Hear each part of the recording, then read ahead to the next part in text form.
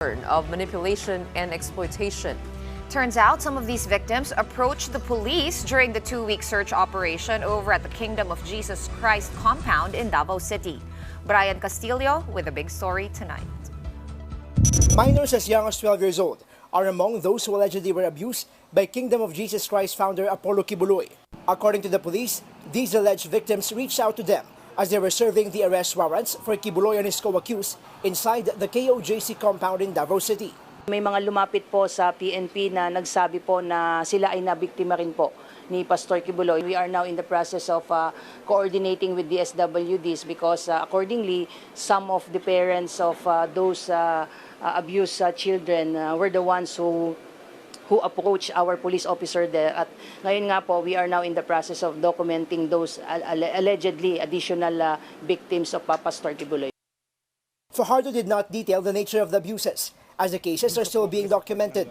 But PNP Chief General Romel Marbil said the complainants have provided crucial details about an alleged pattern of manipulation and exploitation of young women called inner circle pastorals, some as young as 12 years old.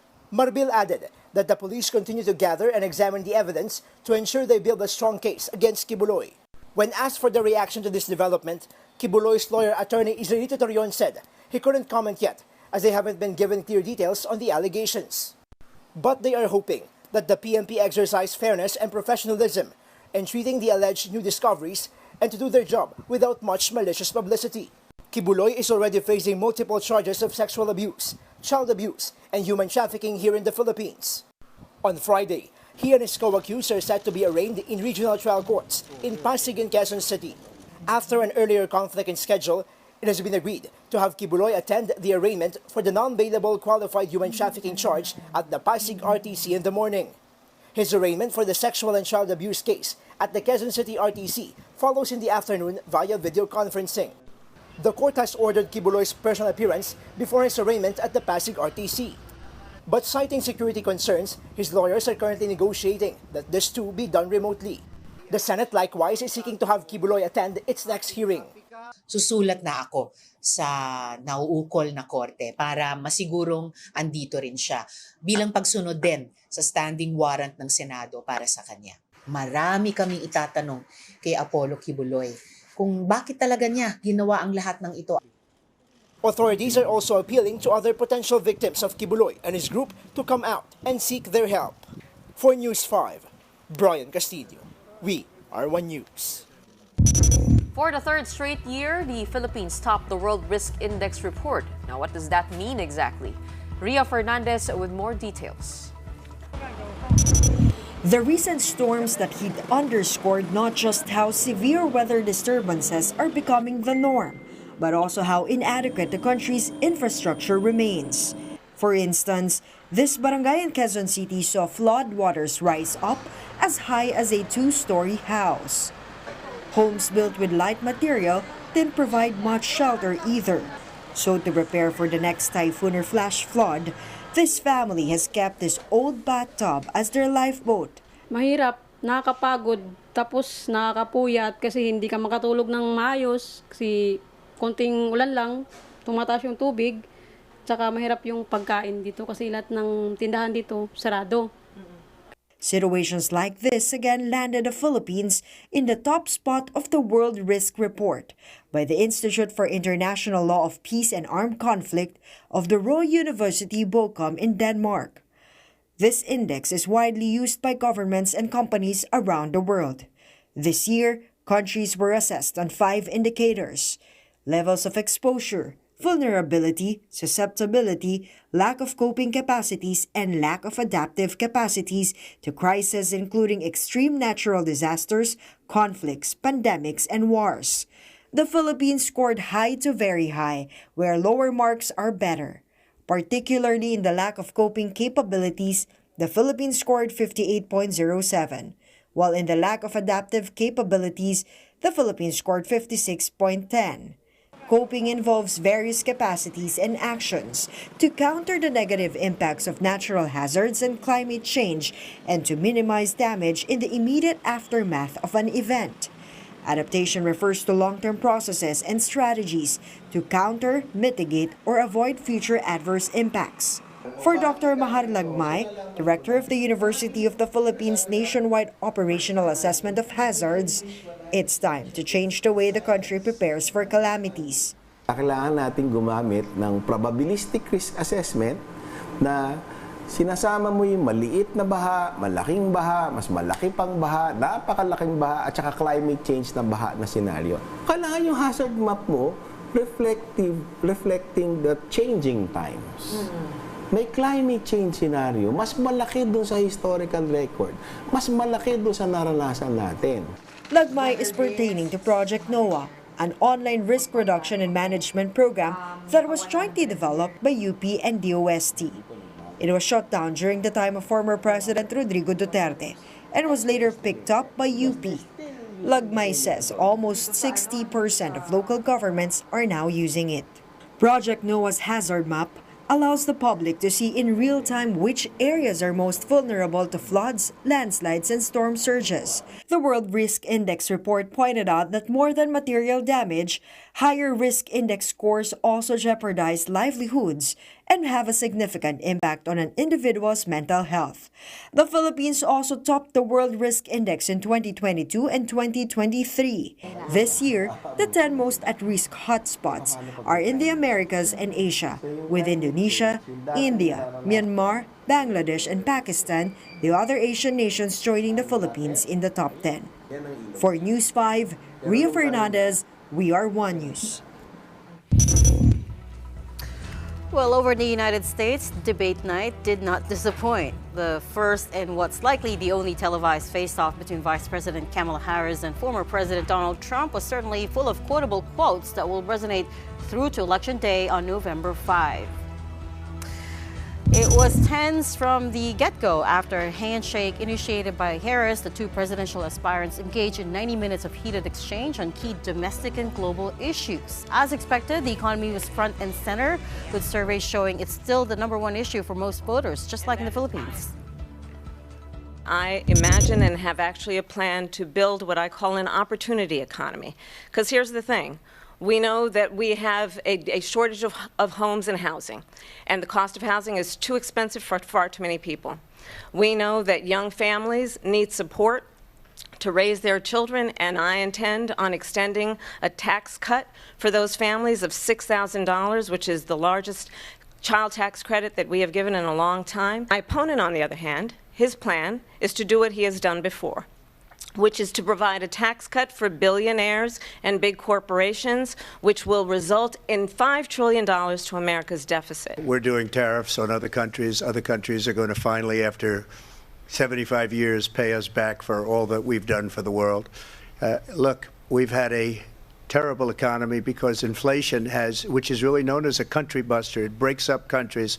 We have inflation like very few people have ever seen before, probably the worst in our nation's history. We were at 21%, but that's being generous because many things are 50, 60, 70, and 80% higher than they were just a few years ago. And then there was lengthy sparring on abortion. Vice President Harris is a known advocate of reproductive rights, while former President Trump took credit for overturning Roe v. Wade, the federal protection for abortion rights. For 52 years, they've been trying to get Roe v. Wade into the states. And through the genius and heart and strength of 6 Supreme Court justices, we were able to do that. Now, I believe in the exceptions for rape, incest, and life of the mother. I believe strongly in it. Ronald Reagan did also. The majority of Americans believe in a woman's right to make decisions about her own body, and that is why in every state where this issue has been on the ballot, in red and blue states both, the people of America have voted for freedom. Vice President Harris, excuse me, I have to respond. Another lie. It's another lie. I have been a leader on IVF, which is fertilization. You should ask, will she allow abortion in the 8th month, 9th month, 7th month? Come on. Okay, would you do that? Why don't you ask her that question? Why don't you answer the question? Would you because veto? Pundits later on gave much credit to Harris's strategy of baiting or even trolling Trump. A former courtroom prosecutor, the United States Vice President tried to capitalize on Trump's liabilities in a way that President Joe Biden couldn't in his face-off with Trump back in June. Harris took jabs at her rival's conspiracy theories and stance on immigration and race.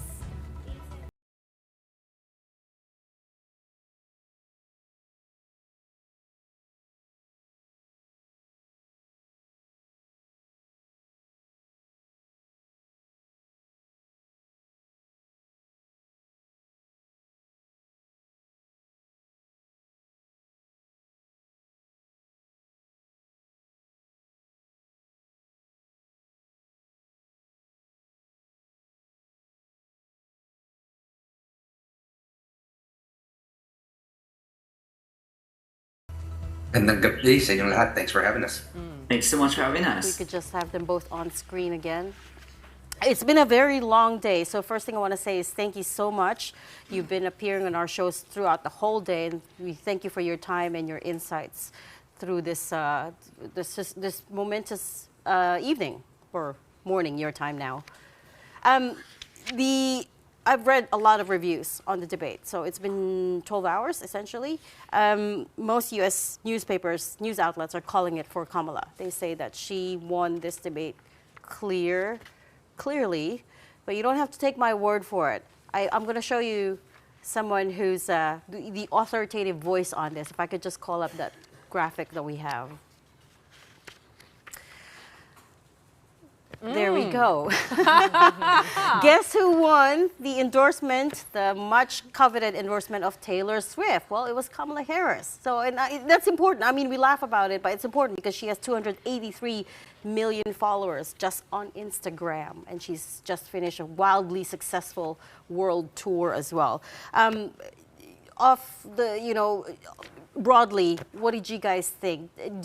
Are you getting a better sense of whether their performances were enough to swing votes their way? Let's start with Gabriel. Yes, definitely. I believe that Vice President Harris's performance tonight definitely swung some votes down her way. I have a feeling that a lot of people are still very skeptical in terms of if she's Biden 2.0 or if they're going back to her old track record of her being a prosecutor here in California, or even if she does have a plan or a vision. I think it was very clear tonight that one of these two candidates had a plan and a vision for the future, and that was Vice President Harris. Most importantly, in her closing statement, she always talked about never going back and also turning a new page forward, as you already saw what a Trump administration looks like. Although she was being criticized for why not do the policy she was suggesting while she's in office, what Kamala spun it as is, similarly, why didn't you do whatever you did when you were in office? And so those arguments of going back into the past and then reviving the past rather than looking forward to the future is something that I feel inspired many, and it's having many people starting to lean towards Kamala after this debate. What about you, John? What do you think? Did former President Trump convince any undecided voters? Absolutely. I think in the swing states where these battles are going to be going down to, and as a matter of fact, a lot of Filipino Americans are going to be in those areas that's going to be affected by this, conversation. I do believe that he's expressed his message since day one, since he ran, and I think it's quite interesting for the media to call Kamala Harris's plan as successful already, and how she's developed all these ideas when she really released these plans the day before the debate. She's been installed as the new nominee for the Democratic Party for president for over 50 days, and she's been avoiding interviews and spot up issues and talking to the press about these policies that she's rolling out. But however, in the debate last night, she came out as somebody who is well prepared on these plans when they've only been released a day before. So, it's kind of interesting to see that perspective when former President Trump has showed his policies into GOP platforms, not Project 2025, but his own platform along with the GOP platform since day one. And so I think, of course, Vice President Kamala Harris had a lot to show for in her debate last night in terms of explaining to the American people her policies and her plans. but it's just hard to believe that you can just say it's a new way forward when we are living in this current present, and all of these ideas and policies that she's thinking and proposing has resulted in these economical strenuous times for our Filipino American people and our American people across the country. So that is the message that I hope that the folks at home got to really analyze and really see, is what is her plan? Is this, something that is deceptive, that just been, rehearsed over the 7 days that she was holed in her hotel room prepping for the debate with the Obama advisors and Hollywood folks that really rehearsed this fantastic, candor in speech when it comes to her talking points. So I think she really won the soundbite vote, and making sure that they'll be able to use that in future ads down the road. But in terms of authenticity, I think President Trump has shown who he is, and showed his still same personality of being aggressive and towards making America great again. Well, it seems that this performance was able to convince you somehow to listen to Vice President Kamala Harris, you're right. That has been the criticism against her. And Trump even said that you have no policy. You're the same as Joe Biden. Whatever his presidency is, that is you. Do you think she was able to define herself apart from the Biden administration clearly? And do you think that former President Donald Trump was caught off guard? He seemed irate the whole time. He was put on the defensive. Very, very different position compared to the Atlanta debate, where he was so confident, taking jabs at President Biden. Yeah, I think, Vice President Harris, really was very rehearsed, and it's a good scripted speech, and it just showed what she's been since she's been installed. It seems like it's just been a script the whole time around, right? And these are policies that are coming from the Biden administration, or is it Obama, or what's actually her policies, right? And so I think she still has, in these next 53 plus days, to really keep defining herself to the American people, and really show her authenticity, which, to be honest, it hasn't really been shown. And President Trump, he was a little bit more defensive last night, of course, and as you can see, you've got a younger opponent compared to President Biden, but the story still stays the same, of him trying to get with them in terms of attacking their policies, and how it's been a detriment to the American people. So I think that in terms, yes, you can see that he was livelier tonight. And I can see that in terms of the Republican policies that he was pushing for, he was a lot more aggressive in that tone. So I think to the base and to the supporters, that shows a very strong President Trump that can go against anybody.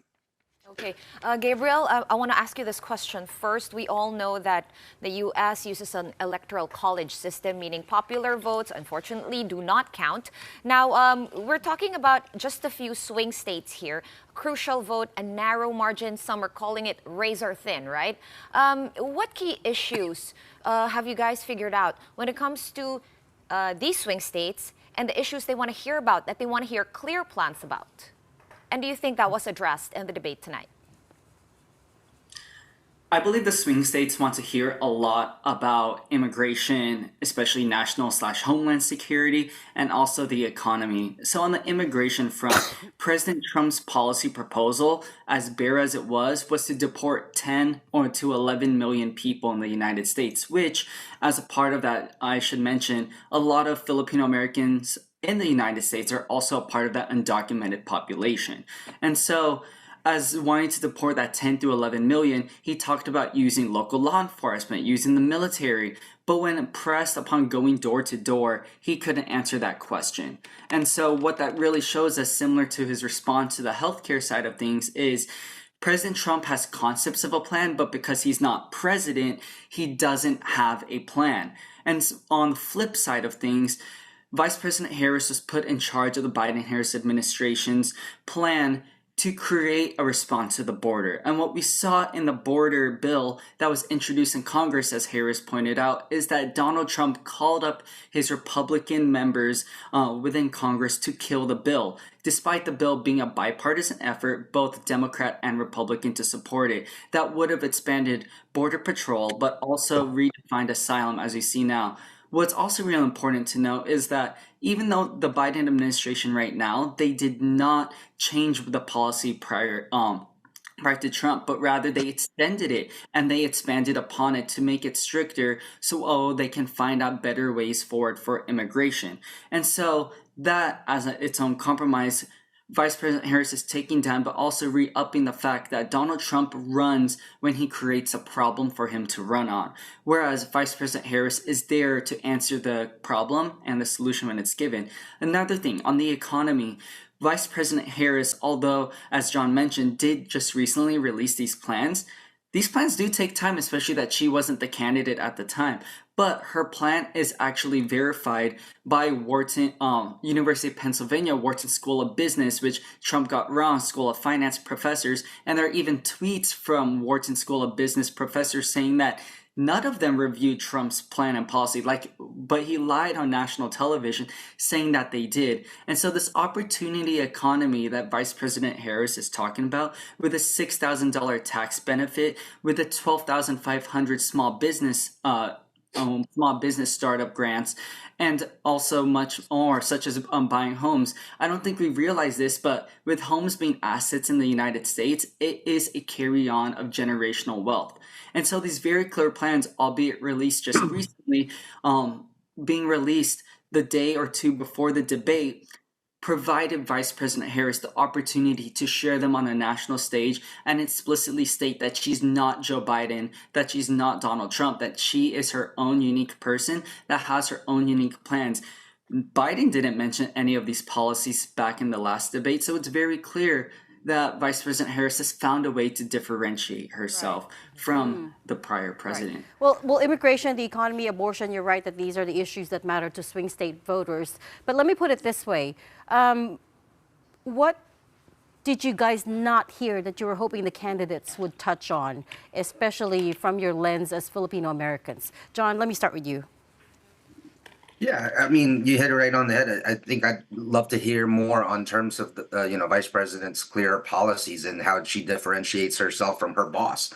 That's the problem in this race is, she can only run so far away from Joe Biden until she has to be returned back into, being tagged into it because she can't run away from it. She's had a clear honeymoon bump since she's been installed to be the replacement of President Biden.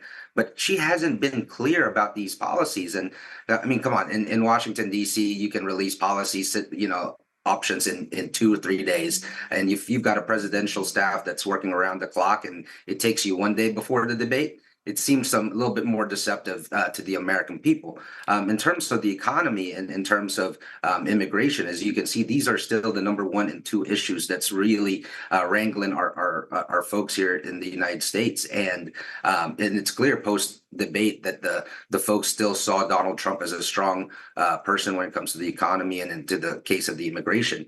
In terms of immigration in these swing states, these are a key issue, especially to our Filipino Americans there too, right? Especially the folks that came in and did everything legally to come to the United States.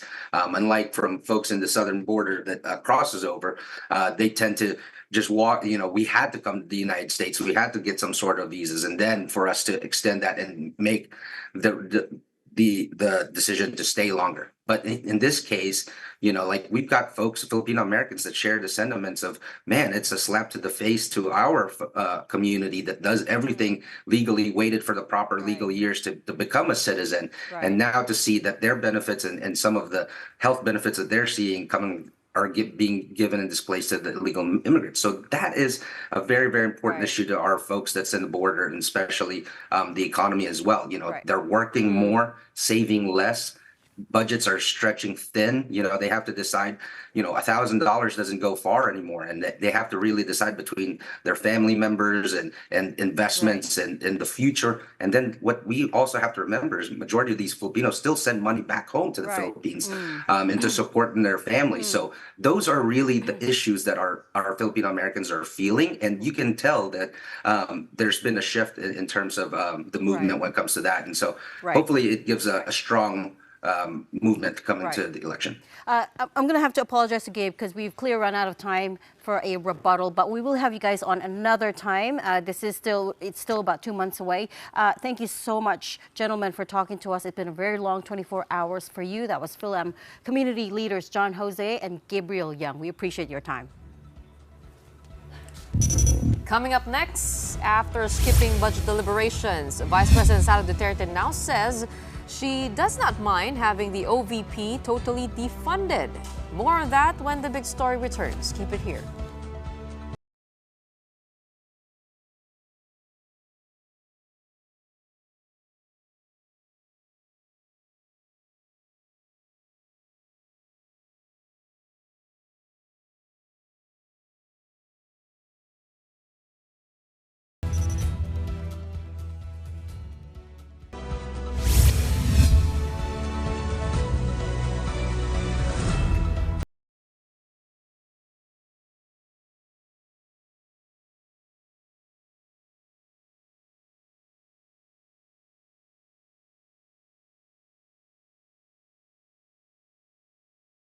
It's all part of an alleged coordinated plan to take her down. 90% ng mga tanong, confidential funds. Kahit na 2024 at 2025, wala ng confidential funds ang Office of the Vice President. So yan yung explanation ko, mahabang explanation ko. Meron na silang nakahandang PowerPoint presentation, meron na silang nakahandang audiovisual presentation, meron na silang nakahanda na script na binabasa. But House Appropriations Committee Chair Representative Zaldi Ko vehemently denied this, saying she's the one reading from a script. He also brought up the fact that the Commission on Audit has issued a notice of disallowance on 73 million pesos of confidential funds spent by the OVP in 2022. Hindi po totoo yan. Siya po ang scripted, siya po ang budol, peke po, dahil nakita niyo naman may binabasa siya. Inaral niya na meron siyang mga kakampi na nag-abogado sa kanya, nandun na, si minute, di ba? Ibig sabihin, ayaw niya talagang sumagot sa confidential fund dahil hindi niya kayang ipaliwanag. Kasi ninakaw niya yung pera.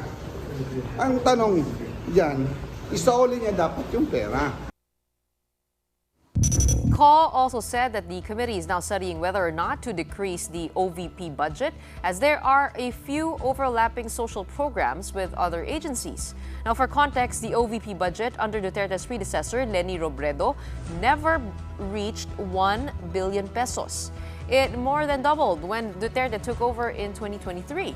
Other lawmakers also denied that there are impeachment talks against VP Duterte, saying that attacking vice presidents or vice presidents was a game plan of the previous administration. So dapat yung pera pang ayuda, pera pang tulong sa taong bayan, ibigay sa Agency for Check and Balance. Katulad namin sa Kongreso, ang DSWD na pang ayuda sa may hirap, dapat ibigay natin sa DSWD kasi sila yung agency para walang politika. Siya po ang namumulitika. I have heard talks of impeachment, but coming from her. We don't hear it here in Congress. I can guarantee you that po. Maybe that's the playbook of the previous administration, but as far as I'm concerned, I don't care who the president will be in 2028. What we care about is the budget now. Yun lang po yung masasabi ko siguro sa any ploy that there might be.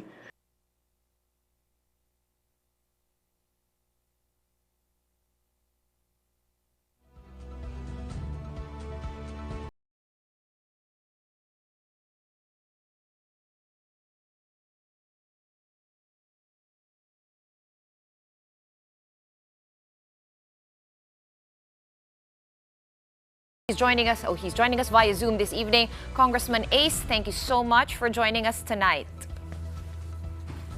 Can you hear us okay? Hi, good evening, Gretchen, Shawn, and Regina, and sa ating mga kababayan, good evening, and thanks for having me. Okay, so a lot of things have happened since Monday's here, or the last hearing last week. That was on Friday, nung na-hospital si Cassandra Ong. Now, there is a decision to postpone Alice Go's appearance at the next Quad Committee hearing. We already have Cassie Ong out of the hospital, but she did run to the Supreme Court and filed a petition for certiorari. What is the plan of the Quadcom now? Well, we will still invite both Alice and Cassandra because we believe that they have to answer a lot of the questions coming from the members of the Quadcom. And most of these information that we need are actually kept by these two witnesses. And if they will not answer to the questions that will be propounded to them by the members, then we might be compelled to write a report that is perhaps will be considered by them one-sided. We gave them the opportunity. This is due process. We're actually waiting for them to reply to the questions that will be raised. And hiding behind a certiorari or hiding behind a right against self-incrimination is not going to help in ferreting out the truth.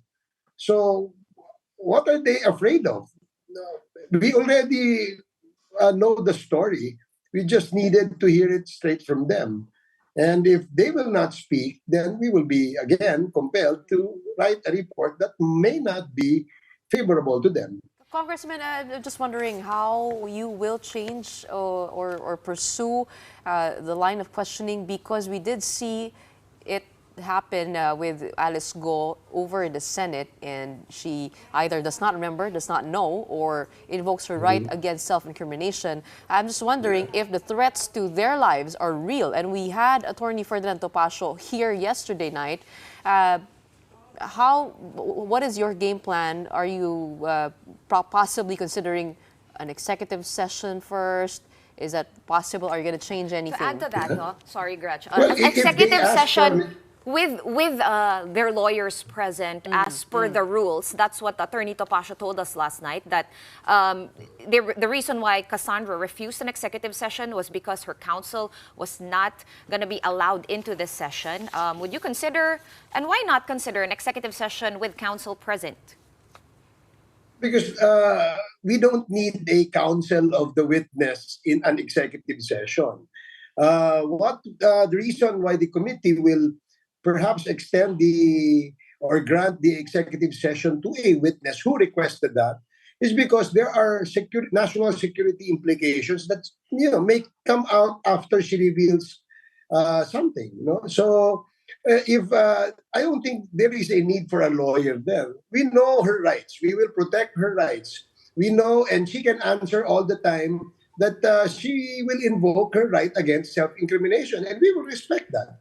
But having a lawyer inside a room where we are having an executive session is actually not a logical thing to do. For us, that's not even in our rules. So did I hear you right, Kong Ace, that you will still invite them, and if these two ladies keep answering that they will invoke their right to self-incrimination or just refuse to answer questions, that's going to be okay with the Quad Committee? Well, again, as we always say, we respect the rights of the witnesses, and that's up to them. If they don't want to cooperate and reveal important and vital information to the Quad Committee, that's their right. Again, we might be compelled to write a committee report that will not be very favorable for them. So that's their lookout. We're giving them all the opportunity. We are exercising due process, and they know that. Even their lawyers know that, because otherwise we could have just written a report and make this report an adverse report against them. So now that we want to hear them, we want to hear them speak and answer questions propounded by the members of the Quadcom, so that there will be a semblance of balance in our committee report writing. So again, that's their lookout. If they will not cooperate, they will not share vital information. That right against self-incrimination from these two witnesses is actually abused. No, if a member asks you, where do you live, where did you study, is that a incriminating question? It's not. So because their lawyers have actually coached them to say that, so that they know we cannot compel them to speak. So again, this is the lawyer talking. No? When they invoke such right on questions that are purely not incriminating. Saan ka nag-aral? Sinong kasama mong umalis? Sino nagpaalis sa'yo? That's not even incriminating. So, kaya nga ang ating panawagan, we urge our Filipino citizens, especially these lawyers, they're just there to make sure that they are given a fair trial. And if instances where they have points to defend their clients, that's the way it is. That's due process. And this is what we're granting these witnesses. But they still fail to cooperate, then we might be compelled to write a committee report that will not be favorable for them. Congressman, we know for a fact that Cassandra Ong's legal team does not see it that way. They don't agree that Congress has been lenient with them. And I will quote Attorney Topacio. Like we said, he was here with us last night. He said, he used the words bamboozled, browbeating, and congressional abuse to describe the hearings. He says Congress is essentially overreaching, that it is not a judiciary, and therefore it does not have the right to determine a person's innocence or not. Could I have you respond to that, that's please? true. He's correct, no? But he's wrong in saying that we bamboozled the witness. We never did that. It's live on Facebook and live on national TV. And people can say whether the statement of the lawyer, Attorney Topacio, is true. No, definitely not. And it's far from reality. You know, overreaching, that's an overstatement. It's not. You can see, from the videos of how we conducted the hearings in the Quad. We gave Cassandra Ong all the opportunity. We always protect her rights. In fact, we always call the attention of the lawyer because there are questions that are being asked, and sometimes it's the lawyer who's answering the question. It's not anymore the witness. And under our rules, the lawyers or counsels of witnesses can only be present, but limited to their ensuring that their clients' rights are protected. But they're not allowed to coach their clients. Otherwise, we could have asked the lawyers straight the question, di ba? You know, all of us here watch the hearings in full. We tune in every time, even no matter how long or short it is. But of course, it's different being there in person with her. And I was wondering if you could tell us, what sense are you getting? Is Cassandra Ong really as innocent as she looks? Or does she know more than she's letting on? Or she's really just gotten caught up in all of this? Well, all I can say is she's more than meets the eye. So we all know that she knows a lot. In fact, she's the representative of all these legal pogo hubs. And she cannot say that she doesn't know any operation of these two corporations. So again, what we have extended to her is the exercise of due process for her. And we are making sure that all our witnesses in the Quadcom are extended the same courtesy, the same due process, and the same opportunity for them, to be able to voice out anything they want to say. We're not stopping them from saying things, except that when witnesses become unruly, uncooperative, and disrespectful, then there must be some committee action there. Okay, hold that thought, Kong Ace. When you call her a witness, when you say fair trial, these make it sound like this is some sort of court case, when in fact it is a legislative inquiry. And I think this is what is really kind of confusing when it sets the tone for everyone watching. Like I myself, I'm not a lawyer, but I will admit, some parts make me very uncomfortable. Clearly, she doesn't want to answer, and clearly something has to give, right? Something has to change for the flow to move into a different direction. What are you guys considering now? If you really want answers, the most truthful answers from Cassandra Ong, are you guys not willing to meet halfway? Mm. Well, if she's not cooperative, she's not telling us things that are vital in this investigation, then let the court of public opinion judge her. And I'm sure she will not be judged fairly. Kasi hindi siya nagsasabi ng katotohanan. Wala siyang sinasabing, she always says, the statement, I invoke my right against self-incrimination. I don't want to participate. Now, what kind of a trial? This is not a trial. We're not a court. No?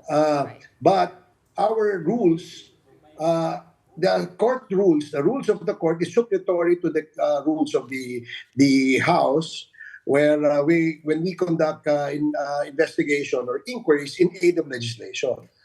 So we follow the same rules of evidence, the same rules, but not too strict, not just like what the court does. So basically, we're the same.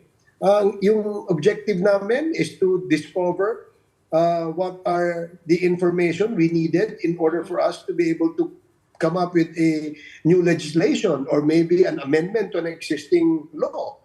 And of course, if we find culpability, liability amongst the witnesses that we ask to speak before us, then we will definitely also recommend possible prosecution and filing of criminal charges. If you're a government employee, administrative and criminal charges as well. But you have to participate, you have to cooperate, because if you don't cooperate, you are waiving your right against being heard. So at least in this court, in our court, or let's just call, quote unquote, the court of public opinion. Well, actually, now that I think about it, I just remembered that actually Attorney Topacio cited you nga as one of the more, what word did he use? Impartial, objective? Yes. He said you were more even-handed than your colleagues now because the other congressmen would badger her. Okay. So I guess Shawn's question is, Well, maybe you could try different tack next time. I'm surprised. Or is I'm it surprised he possible said that. to give some assurances? I'm the chair of the joint committee, so I have to be impartial. I have to be fair. We have to give equal opportunity to both sides, if there are both sides in that hearing, because we don't want to lose the credibility of this squad. This is a historic and unprecedented created committee in the history of Philippine Congress, and we don't want this to be judged as partial, biased, or maybe even unfair. No? But that's not what we want to happen. We're just here, we're investigating, we want to ferret out the truth on the issues that are four important national issues. Issues on drugs, issues on extrajudicial killings, issues on corruption, and issues on public order and safety. And that's exactly what we want to achieve. And we can assure the public that we will be impartial, we will be fair. Okay, and what can we expect then next week when they resume? I think we're going to have you guys There's have a invited hearing tomorrow. Tomorrow, actually, is it right? tomorrow? Or next Yes, we do have a hearing tomorrow. So The that's hearing pushing tomorrow, through? our topic tomorrow is still extrajudicial killings. You see, there are a lot of witnesses coming out, and these witnesses that are asking the Quad if we can give them an opportunity to speak. Of course, you know what? Our first requirement in the Quadcom is that we vet all these witnesses who wants to speak. Second requirement namin, you have to execute an affidavit, a sworn statement, and it must be duly notarized. So that hindi mo kami pwedeng balikan saying that we pressured you, we taught you, we coached you on what to say and things like that. And nangyayari na yun. This has happened a long time ago. So we don't want that these things will not be done before we even present a witness. Now, on the issue of EJK, there are active and retired members of the Philippine National Police who wanted to speak. And because of that, they're all asking the Quadcom for time. And what we told them is that, yes, of course, we will listen to you, but you have to let us know first what are your issues, because we don't want the committee to be used for their personal and their maybe political interests. Okay, so tomorrow, EJ case, are you inviting Jed Mabilog? He is back? Or will you only invite him once he invites himself or, speaks of his Well, interest? anybody is welcome to observe and watch and stay there. No, anybody. We're not stopping anyone, especially from the public. But si Mayor Jed Mabilog, because we don't know where we will send our invitation. And we just found out that last night he arrived from somewhere. And he's not, that's why he's not invited in our committee. And we still don't know what he will say. That's why if he wants to say anything, he has to write to us and execute an affidavit. Okay, and then next week we have the Pogo hearing. Right. We're gonna have Harry Yes, Roque and Alice and yeah. Cassandra again. Magkakasama. Magkakasama. Ano po yung plan for that? Can we expect something different? A different strategy perhaps? A different tactic from the Quadcom? There is, but I'm sorry, but I don't have to. I cannot it's okay. reveal it to you because they might prepare for it. No, Okay. but I will tell you, our guests that we will invite are the same people. No, we want Cassandra Ong there. We want Alice Go there. We want beside them will be Harry Roque and maybe even the wife of Harry Roque and. Other personalities that have been attending our committee hearing on POGOs. Right. So definitely we want, and this will be the turning point, so to speak, on whether we will terminate or still continue. It will all depend on the issues that will come out as well as witnesses that will corroborate a statement made by any witness before the quad that was made in the previous hearings. Parang alam ko na, they're gonna play good cop, bad cop. No, I'm kidding. AR de la Serna.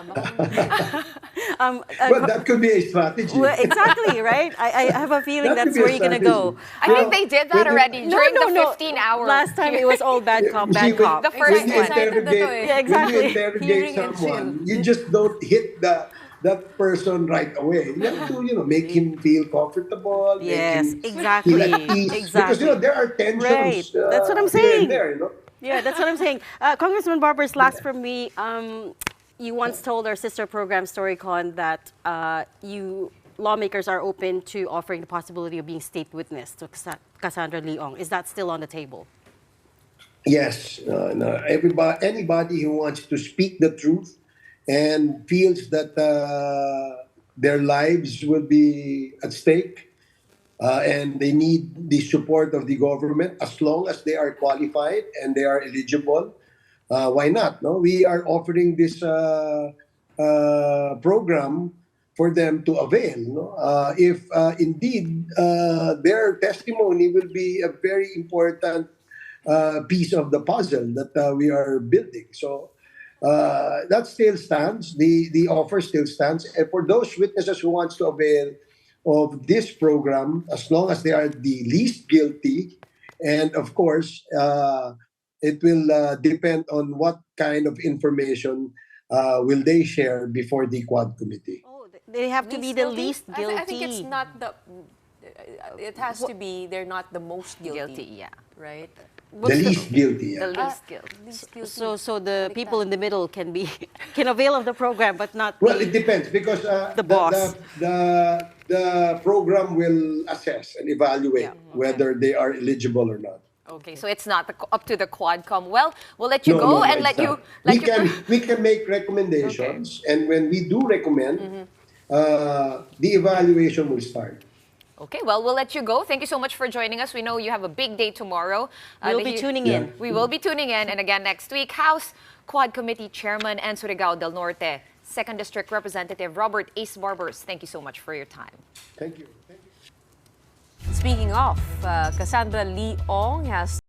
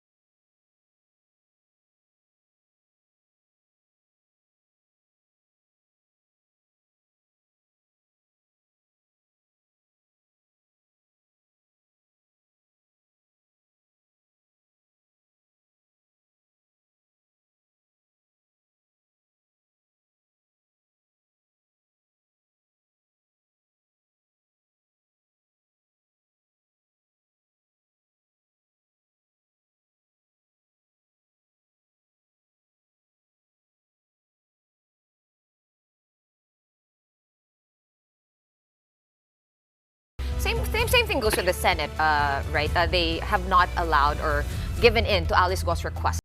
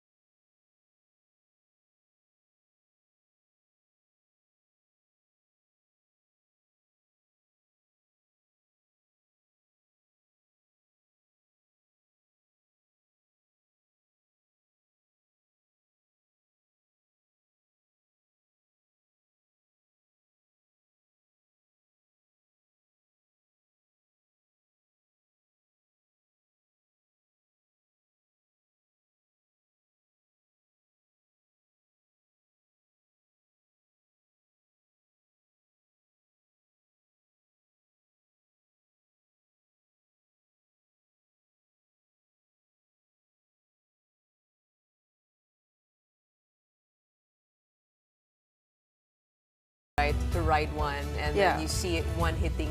And a lot of the reactions, buildings. initial reactions were, is this for real? Because it's such a, before that It day. did not look real. Before Yeah. that, the terrible day, terrorist attacks of that magnitude were